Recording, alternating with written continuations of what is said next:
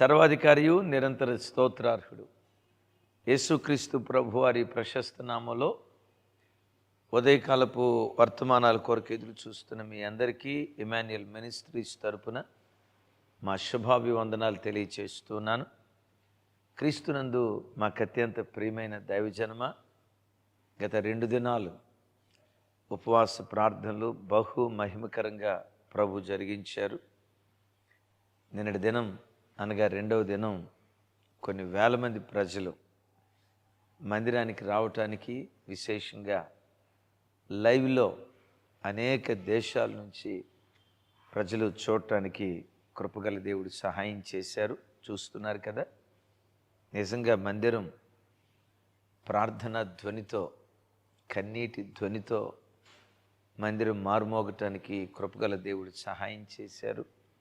అనేకుల్లో దుఃఖంతో కూడుకున్న ఆత్మ, ప్రలాపించే ఆత్మ దయగల దేవుడు సంఘంలో కుమ్మరించాడు. లైవ్ చూస్తున్న బిడ్డలు కూడా అనేక మంది పట్టుదలతో ప్రార్థన చేశారు. పాలుపంపులు పొందుతున్న మీ అందరికీ నా హృదయపూర్వకమైన వందనాలు, కృతజ్ఞతలు తెలియచేస్తున్నాను. ప్రత్యేకంగా 2 దినాలు ప్రతి సెషన్లో పరిశుద్ధాత్ముడు బలమైన సందేశాలు వినిపించారు. ప్రత్యేకంగా గడిచిన రాత్రి దానియేలు 21 దినాలు ఎందుకు ప్రార్థన చేశాడు? 90 సంవత్సరాలు చూడండి, 90 సంవత్సరాల వయసులో 21 దినాలు ఉపవాసం ఉన్నాడు. More pain more gain. దేవుని దగ్గర నుంచి నువ్వు ఏదైనా పొందుకోవాలంటే yes, more pain more gain. దానియేలు 88వ సంవత్సరంలో ఉద్యోగం నుంచి రిటైర్మెంట్ అయ్యాడు. కానీ అద్భుతం, ఉద్యోగం నుంచి రిటైర్మెంట్ అయ్యాడు కానీ ప్రార్థన నుంచి రిటైర్మెంట్ కాలేదు. 90 సంవత్సరాల వయసులో కూడా 21 దినాలు ప్రార్థన చేశాడు. ఈ వర్తమానం నిన్నటి రాత్రి అందించబడిన వర్తమానంలో ఉంది. తప్పకుండా ఒకవేళ మీరు వినకపోతే వినండి, మీరు ఆశీర్వదించబడతారు. దుఃఖప్రాప్తుడు, ఎస్, ప్రార్థనలో దుఃఖప్రాప్తుడిగా ప్రార్థన చేసే ఆ వ్యక్తులకు దేవుడు శుభం కలుగు చేస్తాడని ఓ దివ్య సందేశం రాత్రి దేవుడు వినిపించారు. తప్పకుండా ఒకవేళ మీరు వినకపోతే విని ఆశీర్వదించబడగలరని ప్రేమతో తెలియచేస్తున్నాను. ఆ వర్తమానం యొక్క ముగింపు ఈరోజు ఉదయం 10 గంటలకు ఉపవాస ప్రార్థనలో పరిశుద్ధాత్ముడు అందించబోతున్నాడు. ఈ దినం ఓ ప్రత్యేకమైన వర్తమానం పరిశుద్ధాత్ముడు దానియేలు జీవితంలో నుంచి మనతో మాట్లాడబోతున్నారు. అందరూ కుటుంబాలుగా, ఈరోజు శనివారం కదా, లైవ్లో పాలుపంపులు పొందండి. అనేక విషయాల కొరకు కలిసి ప్రార్థన చేద్దాం. అదే రీతిగా దేవుని వాక్యాన్ని కూడా మనం విందాం. దైవజనమ, ఆయన పిల్లలైన మనం పదే ఎందుకు మనం దేవుని సన్నిధిని సమీపించాలి? దేవుని సన్నిధిలో మనం కన్నీళ్లు కారుస్తూ ప్రార్థన చేస్తే ఆ కన్నీటి ప్రార్థన, దైవ సన్నిధిలో కార్చిన కన్నీళ్ళు ఎలాంటి శక్తివంతమైన కార్యాలు చేస్తాయి? పరిశుద్ధ గ్రంథమైన బైబిల్లో నుంచి రండి ధ్యానించుదాం. కీర్తనల గ్రంథం 97వ కీర్తన చూడండి. 97వ కీర్తన, ఎస్, 5వ చరణం వ్రాయబడిన మాట, యెహోవా సన్నిధిని, సర్వలోకనాథుని సన్నిధిని పర్వతములు మైనము వలె కరుగుచున్నవి. ఎంత విచిత్రమైన మాట చూడండి. దేవుని సన్నిధిలోనట పర్వతాలు సహితం మైనులాగా కరిగిపోతాయి అని లేఖనాల్లో రాయబడి ఉంది. దైవజనమ, పర్వతాల్లో సహజంగా రాళ్ళు ఉంటాయి. అగ్ని బంగారాన్ని కరిగించగలుగుతుంది కదా. అగ్నిలో వెండినేస్తే వెండిని కరిగించగలుగుతుంది. చివరికి ఇనుమునేసిన ఆ ఇనుమును అగ్ని కరిగించగలుగుతుంది. అదే అగ్నిలో, విన్నారా, అదే అగ్నిలో బండరాళ్ళు వేస్తే అగ్ని బండరాళ్ళను కరిగించడం దేవుడు ఎరుగు. ఆ అగ్ని చల్లారిపోద్ది. అగ్ని కూడా బండరాళ్ళను కరిగించలేదు. నేనంట బండరాళ్ళనే కరిగించలేనప్పుడు పర్వతాలను అగ్ని కరిగించగలదా? కరిగించలేదు. అద్భుతం తెలుసా? అగ్ని చేయలేని కార్యం దేవుని సన్నిధి చేయగలుగుతుంది. అగ్ని చేయలేని కార్యం దేవుని సన్నిధిలో నువ్వు కార్చిన కన్నీటి చుక్కలు చేయగలుగుతాయి. ఏంటి పర్వతం? కొన్నిసార్లు నీవు అనుభవించే సమస్య పర్వతం అంత పెద్దదిగా కనపడతాయి. రాయి ఎంత జటిలంగా ఉంటుందో, రాయి ఎంత కఠినంగా ఉంటుందో, కొన్ని సమస్యలు జటిలమైన సమస్యలుగా నీ కళ్ళ ముందు కనపడుతూ ఉంటాయి, మెదిలాడుతూ ఉంటాయి.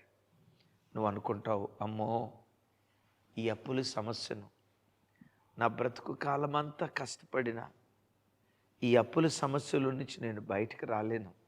కారణం నా అప్పుల సమస్య పర్వతం అంత పెద్దది. బ్రతుకు కాలమంతా రెక్కల మొక్కలు చేసుకొని కష్టపడినా అప్పులు నేను తీర్చలేను, అప్పులతోనే నా జీవితం అయిపోతుంది. చస్తే మంచిదేమో అని అనుకుంటున్నావా? నమ్ముతావా ఈ మాట? దేవుని సన్నిధిలో నువ్వు కన్నీళ్లు కారిస్తే ఆ కన్నీటి చుక్కలు పర్వతమంత పెద్దదిగా కనపడుతున్న నీ అప్పుల సమస్య, రాయంత జటిలంగా కనపడుతున్న నీ ఆర్థిక సమస్య మైనం కరిగిపోయినట్లుగా దేవుడు వాటిని కరిగించగలడు. నీ కన్నీటి చుక్కలకంత శక్తి ఉంది తమ్ముడా, చెల్లి. ఎస్, రాయంత జటిలంగా కొన్ని సమస్యలు కనపడుతున్నాయా? నా కొడుకు మారడో. రాయి ఎంత కఠినమో వీడి హృదయం కూడా అంతే కఠినం. రాయి ఎంత జటిలమో నా భర్త హృదయం కూడా అంత జటిలం. అమ్మో, ప్రపంచంలో ఎవరైనా మారతారేమో కానీ నా భార్య మారదు. గయ్యాలిది, తట్టుకోలేకపోతున్నా. ప్రపంచంలో ఎవరైనా మారతారేమో, నా అత్త మారదు. అమ్మో, రాతి హృదయం, బండరాతి హృదయం అని అనుకుంటున్నావా? రా, ఉపవాస ప్రార్థనలు జరుగుతున్నాయి కదా. దేవుని సన్నిధిలో నువ్వు కన్నీటి చుక్కలు విడిస్తే అగ్ని చేయలేని కార్యం నీ కన్నీటి చుక్కలు చేయగలుగుతాయి. ఏం చేస్తుంది దేవుని సన్నిధిలో కార్చిన కన్నీళ్ళు? ఆ బండరాతి హృదయాలను సైతం మాంసపు ముద్దలాగా కరిగించగలిగిన శక్తి. అది కూడా చూడండి, దేవుని సన్నిధిలో ప్రార్థన చేస్తే పర్వతాలట అగ్నికి మైనం కరిగినట్లే. ఇప్పుడు మైనం కరిగించడానికి పెద్ద టెంపరేచర్ ఏమో అవసరమా? నేనంట చాలా పెద్ద టెంపరేచర్ అవసరమా? అగ్ని సెగ తగలటంతో మైనం వల్ల కరిగిపోవటం ప్రారంభిస్తుంది.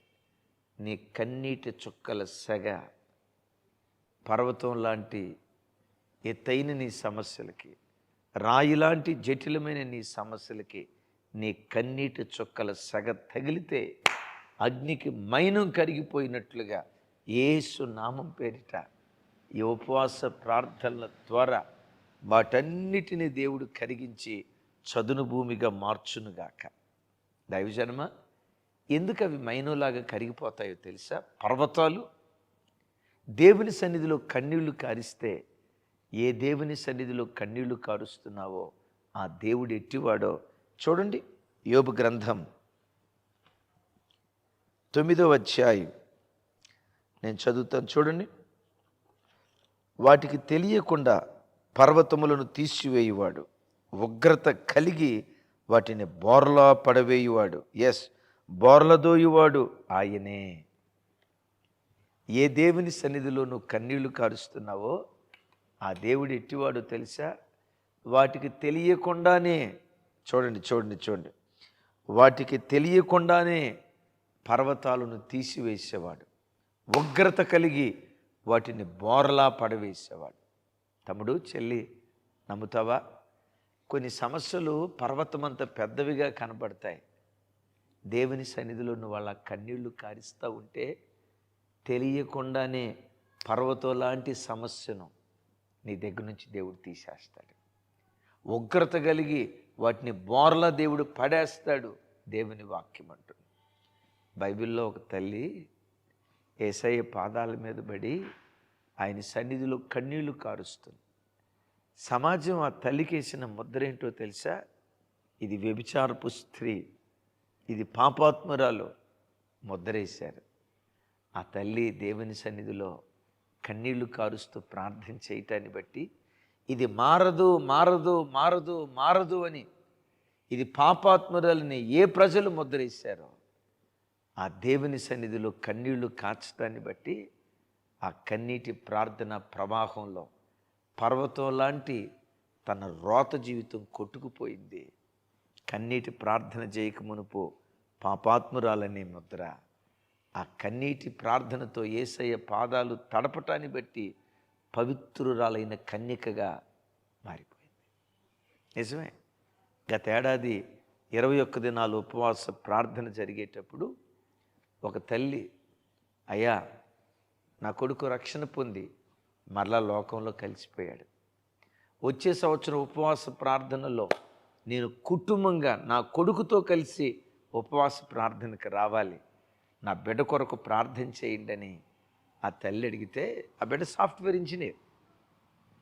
ఆ తల్లి, వారి కుటుంబ సభ్యులు, సంఘం కన్నీళ్లు విడుస్తూ ప్రార్థన చేశారు. వీడు మారడు మారడు మారడు అని ప్రజలు ముద్రేశారు. కన్నీటి ప్రార్థన ద్వారా ఈ ఉపవాస ప్రార్థనలో ఆ బిడ్డలు కుటుంబంగా తన కొడుకుతో కలిసి మందిరానికి వచ్చారు. యేసయ్యకి మహిమ కలుగును గాక. దైవజనమా, తాగుబోతనే ముద్ర నీకు వేశారా? తిరుగుబోతనే ముద్ర నీకు వేశారా? వీడు దొంగ ముద్ర వేశారా? వీడు వ్యభిచారికుడు ముద్ర వేశారా? ఏ ముద్ర ప్రజలు నీ మీద వేసినా నీ ముద్రలు చెరిపి దొంగలను దొరలగా మార్చగలిగిన శక్తి దేవుని సన్నిధిలో కార్చే కన్నీటి చుక్కల్లో ఉంది. ఆమేన్. దైవజనాంగమా, ఈరోజు నీ బ్రతుకులో పర్వతం లాంటి ఎంత పెద్ద సమస్యను నువ్వు అనుభవిస్తున్నా ఓ సంగతి తెలుసా? పర్వతం ఎంత పెద్దదైనా ఆ పర్వతం కంటే నీ దేవుడు ఇంకా పెద్దవాడు. వాటిని బోర్లా పడద్రోయగలిగిన వాడు, తెలియకుండా వాటి నీళ్ళు నుంచి తొలగించగలిగిన వాడు. వచ్చి అన్నాడు ప్రవక్త హిజ్కియా, నువ్వు చనిపోబోతున్నావు, కొన్ని దినాల్లో సమాధికి నువ్వు అప్పగించబడబోతున్నావు. యెషయా ప్రవక్త చెప్పాడు. హిజ్కియాకు వీపు మీద క్యాన్సర్ పుండు పుట్టింది కదా. చాలామంది చరిత్రకారులు చెప్తారు, రాజశేఖరయ్య గారు ఒక పర్యాయం చెప్పారు, ఆ వీపు మీద పుండు ఏర్పడి ఒక మనిషి పిడికిలి బిగించి ఆ పుండు లోపల చేయి పెడితే ముంజేయి వరకు ఆ పుండు లోపలికి చేయలేదట. ఆ పుండు లోపల పురుగులు, ఒక్కొక్క పురుగట చిటికిన వేలు ఎంత లావు ఉంటుందో ఆ సైజులో ఉండేదట. ఆ పురుగులు మాంసాన్ని తింటా ఉంటే ఓ ఓ అల్లాడిపోతూ ఉండేవాడు. ఆ కాలంలో కొంచెం వైద్యం తెలిసిన వాళ్ళు అన్నారట, బాబు ఈ పురుగులు నీ శరీరం తినకుండా ఉండేటట్లు జంతు మాంసం రోజుకొచ్చి 2-3 కిలోలు వేయండి. ఆ 2 కిలోల జంతు మాంసం వేస్తే పురుగులు బయటకు వచ్చి జంతు మాంసం తిని అతని శరీరాన్ని తినకుండా ఉండేవట. దైవజనమా, హిజ్కియా బ్రతుకుతాడు అని ఎవరైనా అనుకున్నారా? ఇతడు బాగుపరచబడతాడు అని ఎవరైనా అనుకున్నారా? అతని రోగం రాయంత జటిలం, అతని రోగం పర్వతం అంత పెద్దది. కానీ ఏం చేశాడో తెలుసా?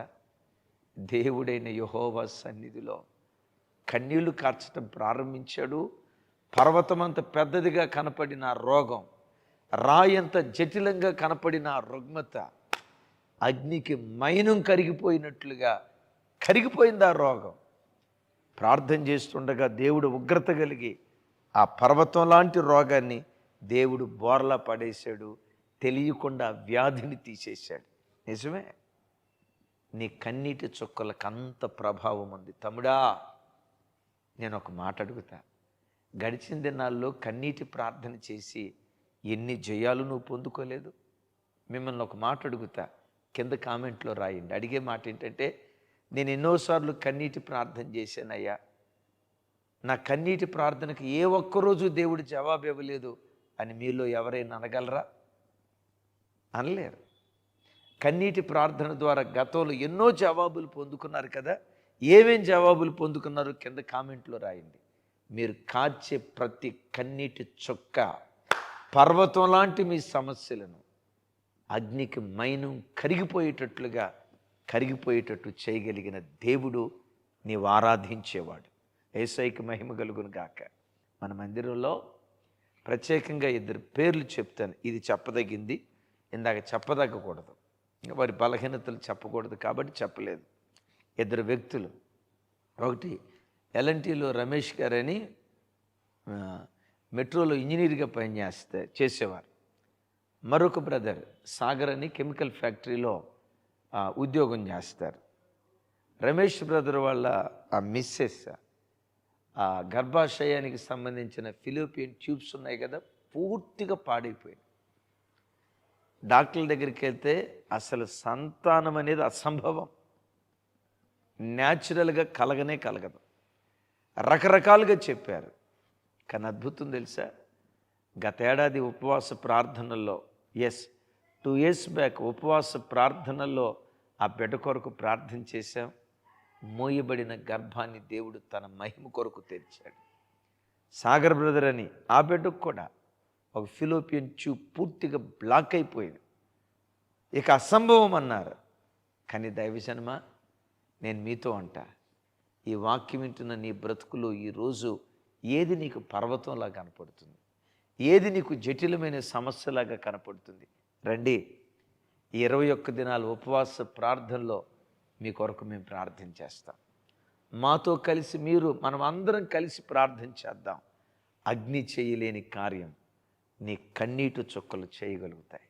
ఏం చేయగలుగుతాయో తెలుసా? కొండలను సైతం కరిగించగలిగింది. పర్వతం అంత పెద్దదైనా, రాయంత జటిలమైనదైనా వాటన్నిటినీ కరిగించగలిగింది. అందుకని అంటాడు కదా, పంట పొలాలు శత్రువు దోచుకొని వెళ్ళిపోతూ ఉంటే మిడతలు, పసర పురుగులు, గొంగలి పురుగులు, చేడ పురుగులు ఇశ్రాయేలీల కష్టార్జితాన్ని దోచుకుంటూ వెళ్తూ ఉంటే అంటాడు, మత్తులారా నేల్కొనండి, యెహోవా సన్నిధిలో కన్నీళ్లు కారుద్దాం రండి. ఆహ్వానిస్తే ప్రజలంతా దేవుని సన్నిధిలో ప్రార్థన చేయటానికి వచ్చారు. వారి పంటను పాడు చేసే పురుగులను దేవుడు గద్దిస్తే ద్రాక్ష గానుగుల్లో నుండి ద్రాక్షారసం పొంగి ప్రవహించడం ప్రారంభించింది. ఆమేన్, ఆమేన్. ఒలీవ గానుగుల్లో నుంచి ఒలీవ నూనె పొంగి ప్రవహించడం ప్రారంభించింది. దేవుడు అక్కడ అంటాడు, యెహోవా మీ కొరకు చేసిన వింత కార్యాలు, వింత కార్యాలను బట్టి దేశమా గంతులు వేయి, దేశమా గంతులు వేయి. నువ్వు కన్నీటి ప్రార్థన చేస్తే వింతైన కార్యాలు దేవుడు చేస్తాడు. ఏంటా వింత? పర్వతాలను బోర్ల పడేస్తాడట. ఏంటి పర్వతం? ఈ పర్వతాలను పడేస్తాడని కాదు, పర్వతం లాంటి నీ సమస్య నీకు తెలియకుండా దేవుడు తొలగిస్తాడు. అట్టి కృపగల దేవుడు అనుగ్రహించునుగాక. మీ కొరకు చిన్న ప్రార్థన చేస్తా. ఏ సమస్య మీకు జటిలంగా, రాయిలాగా, కఠినంగా, పర్వతమంత పెద్దదిగా కనబడుతుందో యేసు నామం పేరిట దేవుడు దాన్ని కరిగించునుగాక. చిన్న ప్రార్థన చేస్తాను. తండ్రి, ఎవరు ఏ సమస్యతో అల్లాడిపోతున్నారో పర్వతం లాంటి సమస్యను కూడా మైనంలాగా నువ్వు కరిగింప చేయగలిగిన దేవుడు, ఈ ఉపవాస ప్రార్థనలో మోయబడిన గర్భాలు తెరవబడునుగాక, క్యాన్సర్ వ్యాధులు బాగుపరచబడునుగాక, ఉద్యోగాలేమి తొలగించబడి చక్కటి ఉద్యోగాలు మీరు అనుగ్రహించుదురుగాక. పాపం ఒక పర్వతంలాగా పేరుకుపోతే, వీడి చెడ్డవాడు చెడ్డదని ముద్రపడితే యేసు నామం పేరిట ఆ ముద్రను మీరు చెరిపివేయుదురుగాక.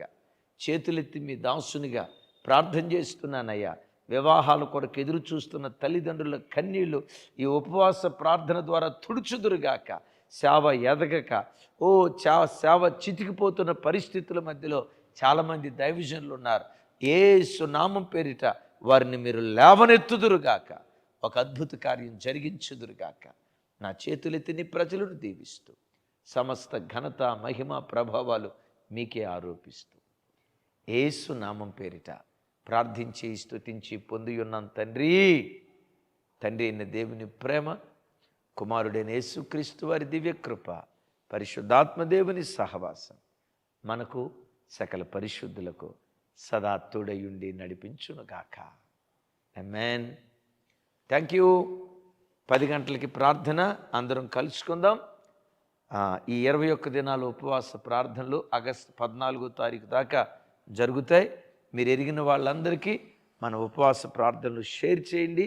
వారు వాక్యం విని బలపడతారు, వారి ఆధ్యాత్మిక జీవితాన్ని కట్టుకోగలుగుతారు. Thank you. కృపా సమాధానాలు మనందరికీ తోడై ఉండును గాక.